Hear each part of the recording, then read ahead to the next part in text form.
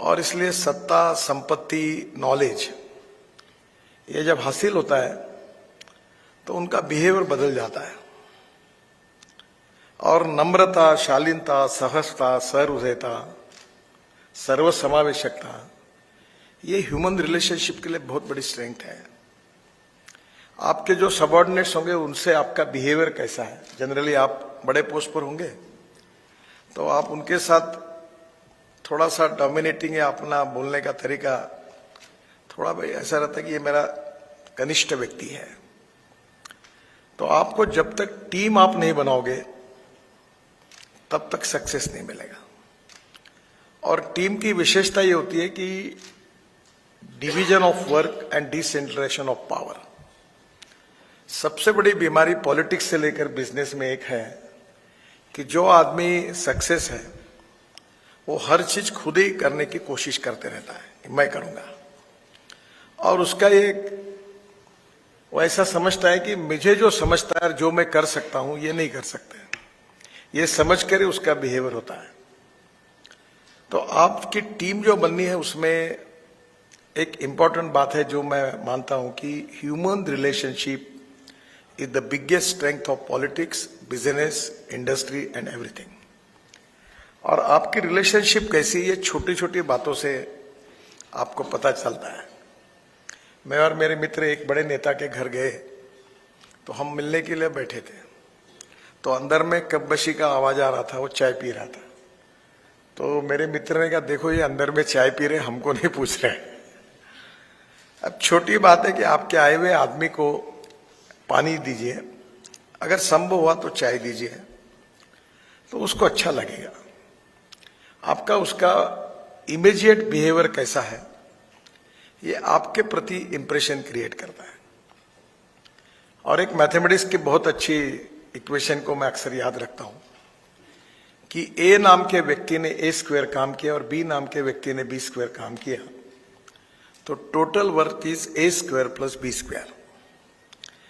But when A and B comes together, thinks together and works together, A plus B bracket में square, इसका जवाब आता है A square plus B square plus twice A B, and twice A B is a result of collective team spirit. आप अकेले कितने भी विद्वान हो, कितने भी रिसोर्सेसफुल हो, और मैं सब कुछ कर सकता हूं, मुझे किसी की कोई जरूरत नहीं, अगर आपकी वो क्षमता होगी तो भी ऐसा कभी मत समझिए। आपकी टीम जितनी स्ट्रांग होगी उतने आपके परिणाम अच्छे होंगे। और मैं तो एक्सपर्ट नहीं हूं, जैसे शिव खेरा जी एक्सपर्ट है, पर मैं अभी बीच में है, कोविड के समय मुझे स्टारबक्स जो है उनका किताब पढ़ने को मिला। तो बहुत अच्छी किताब है, कभी आपको मिली तो जरूर पढ़िए, उनकी जीवनी है। तो वो एक ट्रक ड्राइवर के लड़के थे और उनकी मां नर्स थी, और अमेरिका में एक कॉफी शॉप में काम करते थे। और जब काम करते थे तो उसी से उनको एक दिन एंटरप्रेन्योरशिप उनमें थी, तो उसी से उन्होंने कॉफी शॉप शुरू किया। और देखते देखते पूरे वर्ल्ड में आज उनके 25,000 से ज्यादा कॉफी शॉप्स हो गए।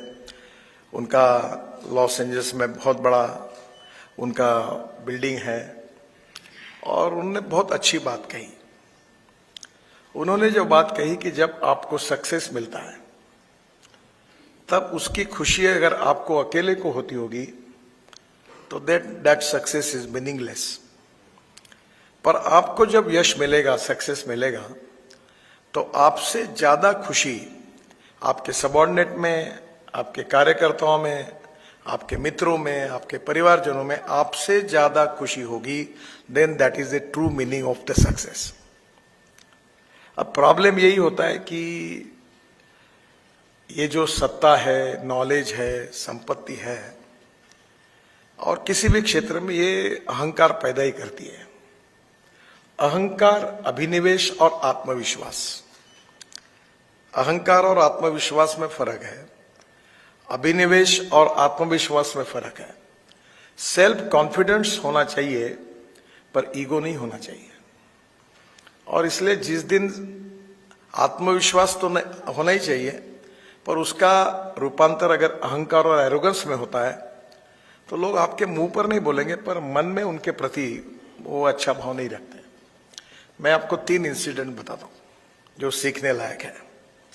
और मैं ये अक्सर लोगों को बताता हूं कि मैं जिनको बहुत बड़ा समझ रहा था, मुझे बहुत बिल गेट्स से लेकर दुनिया भर के लोगों से मिलने का मौका मिला, और मैं हर समय देखता था कि what is the strength of his personality, क्या इससे सीखने लायक है। No one is perfect and no one can claim that he is perfect. उत्तम, अधिक उत्तम, सर्वोत्तम up to infinity. You cannot catch your image. और इसलिए ये बात सच है कि जो बहुत बड़े नहीं है, बहुत ही छोटे हैं, वो पढ़े लिखे भी नहीं है, अशिक्षित भी है, अज्ञानी भी है, पर उनके सहवास में आपको पता चलता है कि वो बहुत बड़े हैं, उनमें बहुत कुछ उनसे सीखने लायक है। और आप जिनको बहुत बड़ा समझते हैं, उनके नजदीक जाने के बाद पता चलता है कि हम जिनको जितना बड़ा समझ रहे उतना बड़े हैं नहीं है, ये बहुत छोटे हैं। तो जो अच्छाई है, क्वालिटी, गुणवत्ता, इसके ऊपर किसी का पेटेंट नहीं है। आप में भी अलग अलग लोगों के अलग अलग स्वभाव होंगे, अलग अलग व्यक्तित्व होंगे। तो पहली बात तो यह है कि नम्रता, शालीनता, सहजता, सरलता, ये ऑर्नामेंट्स है बड़े पर्सनैलिटी के लिए। मुझे कभी टीवी 18 के एक इंटरव्यू में मैं दिन भर अमिताभ बच्चन जी के साथ था, और रिकॉर्डिंग चल रहा था मुंबई में। आपने शायद वो देखा ही होगा एक आधे बार वो। तो एक दो बच्चे, एक बिल्कुल प्राथमिक स्कूल के, तो उनका एक एपिसोड में वो आए और कुछ बोले, उन्होंने अमिताभ जी को प्रश्न पूछे, मुझे पूछे। तो वो जब स्टेज पर आए तो मैं बैठा रहा, क्योंकि छोटे बच्चे थे। अमिताभ बच्चन जी उनको देखकर खड़े हो गए और उन्होंने उनको रिस्पेक्टफुली रिसीव किया। तब मेरे ध्यान में आया कि मैं भी खड़ा हो गया। तो अपने से कितना भी छोटा व्यक्ति हो, उसको रिस्पेक्ट करना, उसको सम्मानित करना, ये मैंने उनसे बात देखी कि उनकी इतनी टॉलेस्ट पर्सनैलिटी होने के बाद भी वो कितने शालीन है, कितनी नम्र है। दूसरा अनुभव मेरा एक्सीडेंट हुआ था। मैं मलबार हिल में मुंबई में रहता था, मंत्री था उस समय महाराष्ट्र में। तो रतन टाटा मेरे अच्छे मित्र हैं, तो वो मुझे मिलने के लिए आए। तो मेरा एक रॉकी हिल करके मलबार हिल में एक्सट्रीम इस पर मेरा मकान था, जहाँ हाईकोर्ट जजेस रहते थे, उसमें अकेला मंत्री मैं रहता था, क्योंकि सब मंत्रियों ने बंगले जबरदस्ती ले रहे और मैंने नहीं लिए, तो मुझे मिला ही नहीं। तो आखिर फ्लैट मिला, तो मैं उधर उनके साथ रह रहा था, वो खाली था। तो रतन टाटा मुझे मिलने के आए, तब वो रास्ता घूम गए। तो उन्होंने मुझे फोन किया कि नितिन, मुझे तुम्हारा घर नहीं मिल रहा। मतलब आप ऐसा करो टाटा, रतन जी, आप आपके ड्राइवर को फोन दो, मैं उसको बताता हूँ। बोले नितिन, मेरे पास ड्राइवर नहीं है, मैं खुद गाड़ी चला रहा हूँ। बोले तुम्हारे पास ड्राइवर नहीं है? बोले नहीं है। मुझे बड़ा आश्चर्य लगा कि हिंदुस्तान का इतना बड़ा करोड़पति होने के बाद इसके साथ ड्राइवर क्यों नहीं, अपने कोई इसके साथ सिक्योरिटी ड्राइवर कोई नहीं। और वो जब मैंने उनको पता फिर बताया, वो मेरे घर पर आए। फिर मैं इसी अनुभव से पहले उनको एक बार मैं एक फ्लाईओवर के उद्घाटन के लिए मुंबई लेके गया। तो हेलीकॉप्टर वही चला रहे थे। तब भी वो एक प्रकार से मैं उनको देख रहा था कि कहीं भी चलने में, बोलने में, उनके कोई व्यवहार में वो टाटा ग्रुप के मालिक है, ये कभी महसूस ही नहीं होता था। एक बार वो अपने सबऑर्डिनेट्स को उसके नाम से, जैसे नितिन है तो नितिन बुलाते थे। तो मैं उनको मिला तो उनके लोग भी उनसे उतने फैमिलियर थे। या आजकल होता है ना कि मंत्री है तो उसका प्रोटोकॉल होता है, फिर उसके साथ कौन मिलेगा, कौन नहीं मिलेगा, कौन बात करेगा, तो ये बड़ा चलता है। मैं दूसरी बात जो है वो जॉर्ज फर्नांडिस की आपको बता दूं। मैंने उनको इतने बार, एक बार वो डिफेंस मंत्री थे, तो मेरा उनके ऊपर बहुत प्रेम था, क्योंकि वो बहुत डाउन टू अर्थ और उनसे बहुत सीखने लायक था। बहुत अच्छे नेता थे, ईमानदार थे, कर्मठ थे और कन्विक्शन ओरिएंटेड थे। तो मुझे मलबार हिल पर वो आए मिलने के लिए। तो बात करते करते बोले, नितिन तुम क्या कर रहे हो? मैं बोला मुझे कुछ टाइम है। क्यों? बोले चलो मेरे साथ, मैं डॉक्टर के यहाँ, मुझे डेंटिस्ट के यहाँ जाना है। तो मैं उनके गाड़ी में बैठ के, हम दोनों ही बैठ के, कोई डिफेंस का कोई एक उनका अटैची उनके साथ था, वहाँ गए, डॉक्टर के पास किया। बाद में सामने वाले रेस्टोरेंट में मुझे लेके गए, वही गिरगांव में हम लोग ने नाश्ता किया, चाय पिया। कहीं उनकी व्यवहार में वो दिखा नहीं रहे थे कि वो कोई डिफेंस है, देश के डिफेंस मंत्री है। उनकी चाल चलन व्यवहार और चरित्र से वो डाउन टू अर्थ थे। एक घटना मेरे साथ धीरूभाई अंबानी जी के साथ हुई, वो बड़ी इंटरेस्टिंग है कि मैं जब महाराष्ट्र में मंत्री था तो मुंबई में Worli Bandra sea link project, 55 flyovers और मुंबई पुणे एक्सप्रेस हाईवे बनाने का सौभाग्य मुझे मिला।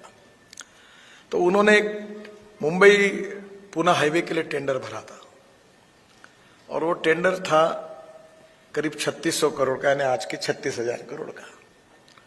तो मेरा मत था कि 2000 करोड़ के नीचे काम हो सकता है, ये 1600 करोड़ बहुत ज्यादा है। तो उनके संबंध तो बीजेपी शिवसेना में बाल ठाकरे, प्रमोद महाजन सबसे थे और मैं केवल मंत्री था। तो मैंने हमारे मुख्यमंत्री और उप मुख्यमंत्री जी को कहा कि मुझे लगता है ये नहीं देना चाहिए क्योंकि ये कॉस्ट बहुत ज्यादा है, तो आप इसको कैंसिल करिए।